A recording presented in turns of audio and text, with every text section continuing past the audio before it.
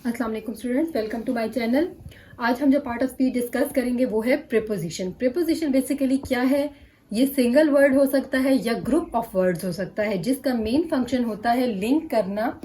किसको लिंक करना? Noun, pronoun and phrases को other words in a sentence के साथ जब हम लिंक करेंगे तो वो किसके थ्रू करेंगे? प्रीपोजिशन के थ्रू। नॉर्मली जो हमारे पास प्रीपोजिशन यूज कर होते हैं वो कौन से हैं? इन, ऑन, एट, ऑफ, टू। और जो हमने कहा ना कि सिंगल वर्ड्स भी हो सकते हैं या ग्रुप ऑफ वर्ड्स भी हो सकते हैं। For example in front of, ये फुल 3 वर्ड्स आपस में मिलके एक प्रीपोजिशन बना रहे हैं, in front of. Second, next to, ये 2 वर्ड्स हैं तो ये सिंगल प्रीपोजिशन का काम दे रहे हैं। तो प्रीपोजिशन का बेसिकली क्या फंक्शन होता है कि जो सेंटेंस है उसमें नाउन, प्रोनाउन और फ्रेजेस मौजूद होते हैं, तो इन सारी चीजों को जो आगे सेंटेंस को कंप्लीट करने के लिए आगे ऑब्जेक्ट भी होगा, वर्ड्स भी होंगे, तो उन वर्ड्स के साथ लिंक करने का जो काम करेगा वो प्रीपोजिशन करेगा।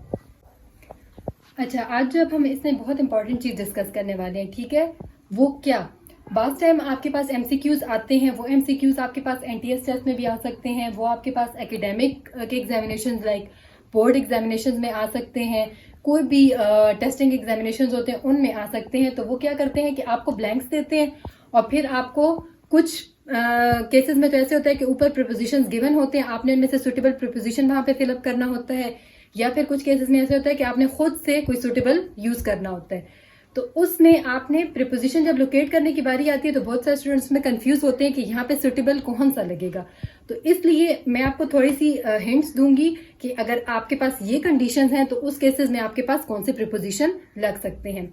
फॉर एग्जाम्पल आपके पास इन, हम कहते हैं ना प्रीपोजिशन है इन, वो कहाँ पे हमने लगाना है, किस केसेस में लगाना है? अगर आपके पास बात हो रही है मंथ की तो आप फॉर एग्जाम्पल इन अगस्त, तो इन आपके पास मंथ की केसेस में लगेगा। अगर सीजन की बात हो रही है तो तब भी आपके पास इन लग सकता है, इन द समर। ईयर की बात होगी तब आपके पास इन 1985।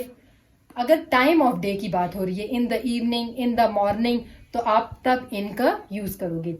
एट आपके पास किन केसेस में लगेगा? अगर नेम ऑफ मील टाइम अगर हो रहा है कोई डिस्कस, जैसे at lunch, at breakfast, at dinner, तो आप उस केसेस में एट लगाओगे।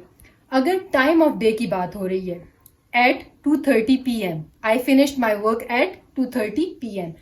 अगर एज की बात हो रही है, for example I learn how to use computer at 12, तो अगर इस तरह की कंडीशंस होगी तो आपने एट लगाना है। अगर ये वाली कंडीशंस होंगी तो आपने इन लगाना है। अब हम कहते हैं कि ऑन का जो प्रीपोजिशन है वो कब कब यूज हो सकता है? जब हम डेज ऑफ वीक की बात करें, for example on Friday, on Saturday, on Monday, तो वो हम ऑन यूज करेंगे। फोर्थ है प्रीपोजिशन सिंस, ये कब यूज होता है? From period of time up to present. अगर कोई ऐसा टाइम पीरियड है जो हम पास्ट से लेके प्रेजेंट तक का कोई हम टाइम पीरियड यूज करें तो हम सिंस यूज करेंगे। For example I have been a student since 2009, mean 2009 से लेके रिसेंट टाइम तक, तो हमने क्या यूज किया? सिंस। अमंग कब यूज होता है? उस केसेस में जब कोई प्लेस सराउंड कर सके बहुत मतलब 2 या 2 से ज्यादा लोगों के गिर्द या चीजों के गिर्द, तो अब तब हम अमंग यूज करेंगे। For example France is among the countries of Europe, तो फ्रांस क्या है? सराउंडेड है डिफरेंट कंट्रीज से यूरोप के, तो इसलिए हमने यूज किया अमंग। फ्रॉम कब यूज होता है? फॉर द ओरिजिन, अगर हम किसी चीज के ओरिजिन के बारे में बात कर रहे हैं या उसके स्टार्टिंग पॉइंट के बारे में बात कर रहे हैं तो हम प्रीपोजिशन फ्रॉम यूज करेंगे। For example I use carrots from my garden, मैं जो कैरेट्स यूज कर रही हूँ वो कहाँ से यूज कर रही हूँ? अपने गार्डन से। तो कैरेट्स का ओरिजिन क्या है? मेरा गार्डन, तो वो क्या होगा? फिर मैं from as a preposition use करूंगी। अब हम कुछ एग्जांपल्स करते हैं जिसमें प्रीपोजिशन यूज हो रहे हैं ताकि आपको ये कॉन्सेप्ट क्लियर हो जाए। For example the cat is under the table, अब वो टेबल के नीचे है तो हम क्या यूज करेंगे? अंडर। सेकेंड है the images are on the page, page के ऊपर है तो on the page. Third, I was born in 1993, previously हम डिस्कस कर चुके हैं, जब ईयर की बात आएगी तो हम इन यूज करेंगे। I walk down the street, down the street, so down preposition होगा।